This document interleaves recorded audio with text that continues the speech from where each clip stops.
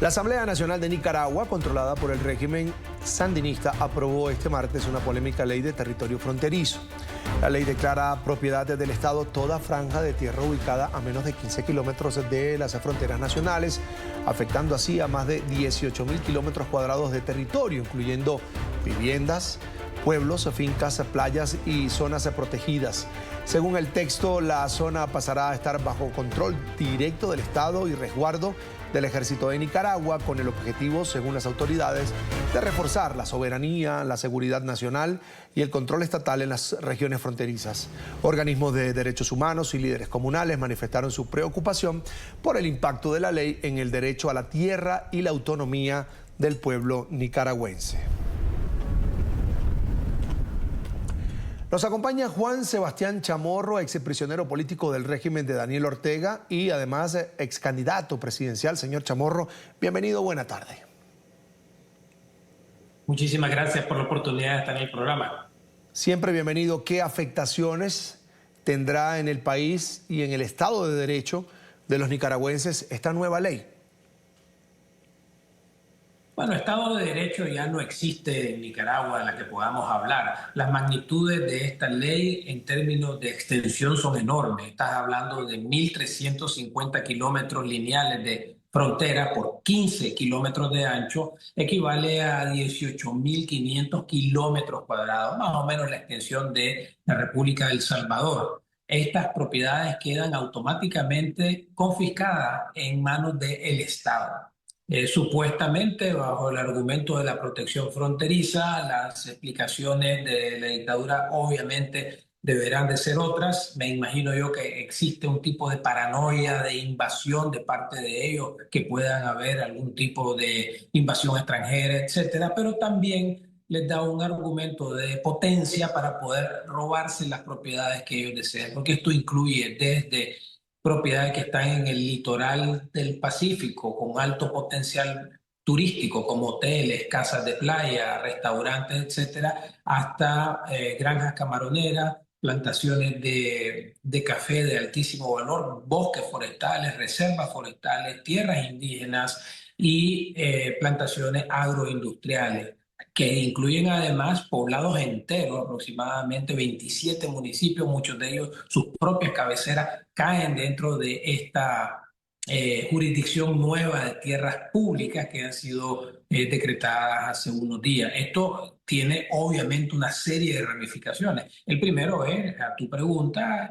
la anulación total de los derechos de propiedad en estas zonas, pero también que afecta al resto de países del país. Y segundo, de que todas estas propiedades, al ser ya inmovilizadas y no poderse enajenar, no poderse vender, alquilar, heredarse, pierden su valor, porque no hay precio de compra. Nadie va a comprar una propiedad que está en una zona confiscada. Esto supone una disminución terrible del patrimonio de todas estas personas, ya ni se digan las implicaciones de las plantas agroindustriales y de otra naturaleza que tenían estos activos como garantías bancarias, por ejemplo.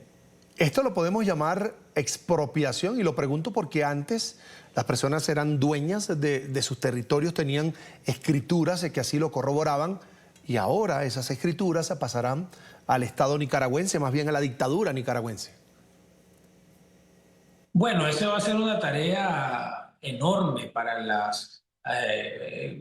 la dictadura, porque como acabo de decir, esto es una extensión territorial que equivale a un país entero casi. Entonces, esto llevará años. Lo que sí probablemente se vaya a hacer es que propiedades a las que ellos, y cuando me refiero a ellos, me refiero a la familia gobernante, por ejemplo, esté interesado en un negocio en particular, ¿qué es lo que van a llegar a hacer? Van a llegar con el decreto en la mano, con la ley en la mano y decir, bueno, que según lo que reza esta ley, esa propiedad ya no les pertenece y que por lo tanto tienen que desalojar. Entonces, creo yo de que por la magnitud de lo que estamos hablando, una regularización a nombre del Estado de todas estas propiedades va a ser una tarea que puede llevar muchos años, recursos que la dictadura no tiene tampoco, pero sí va a ser sujeto de robos de parte de la familia gobernante. Esto no es más que, hay que llamarlo por su nombre, esto es un robo, porque los procesos administrativos de expropiación vienen acompañados de una negociación con los dueños y con una justificación de que el traspaso de activos hacia el Estado tiene que ser posterior a una correspondiente compensación de acuerdo a los precios de mercado y justificado por una razón de orden público, la construcción de una infraestructura, de una carretera. Aquí estamos hablando de un robo descarado a plena luz del día por los borregos de la Asamblea Nacional de Daniel Ortega y Rosario Murillo. Fíjese, señor Chamorros, que el tema fronterizo con Nicaragua ha ido cobrando más importancia debido a varios hechos que hemos visto con Costa Rica, la inseguridad, por ejemplo, de los exiliados nicaragüenses allí y por ser una frontera permeable en términos de seguridad. Así efectivamente, es una frontera muy porosa, pero yo creo de que lo que ha pasado en las últimas 3 semanas, alrededor del 19 de julio para la fecha que se celebró, se recordaron ellos el triunfo de la revolución, se ha notado una paranoia excesiva de parte de los dictadores, con, por ejemplo, el encarcelamiento de un comandante de la revolución, alguien muy cercano a Daniel Ortega durante los últimos 40 años, el encarcelamiento de un general en retiro, también muy influente en el tema de política económica, y todavía no sabemos el paradero del ex jefe de la seguridad del Estado durante los años 80, Lenín Serna, que es alguien también muy cercano y era como quien dice, pues el que hacía el trabajo sucio aparte del régimen sandinista. Todos estos signos de paranoia los asocio yo a este tema fronterizo, porque ellos, como ha sido siempre su costumbre, anuncian o hablan de invasiones extranjeras, de invasiones de otros países y siempre han tenido el interés de militarizar el país más de lo que está. Entonces creo yo que este elemento de seguridad está ciertamente jugando un papel importante también, además de lo que decía anteriormente de quererse quedar y robar con ciertas propiedades. Este tema de la paranoia que están sufriendo en estas últimas semanas podría ser una muestra también, una consecuencia, esta ley, de este sentimiento de falta de seguridad. Recientemente Ortega dijo que hay que estar preparado para la guerra, para invasiones. O sea, hay algo que militarmente de seguridad, de traslado de personas, le está interesando, le está preocupando en un momento en que la dictadura luce cada vez más paranoica y con más temor, ¿no? Sumado a esa paranoia, también hemos escuchado rumores en torno a la salud de Daniel Ortega. ¿Qué se sabe de esto? Bueno, por primera vez en la historia de que Ortega aparece en público y él aparece con cierta regularidad, de repente se pierde, de repente vuelve a aparecer, pero el 19 de julio era una efeméride demasiado importante para no hacer presencia. Él había cancelado algunos eventos públicos anteriormente, eso ya es indicio de algo. Él lució muy cansado, muy deteriorado, la forma de hablar, balbuceando. Y lo más importante de todo es lo que dijo en el discurso. Dijo de que no se le ocurriera a nadie en Nicaragua en una etapa posterior, es decir, posterior a su muerte, debemos entender, de que no iba a gobernar nadie que no tuviera los principios y valores de Daniel Ortega. Así lo dijo. Eh, Palabras más, palabras menos. Entonces, esta es la primera referencia de algo que se ha venido hablando a nivel de especulación en relación a la salud de él, pero es la primera vez en público que habla de una etapa nueva de Nicaragua sin él estando presente. Es decir, está prácticamente anunciando que va de salida.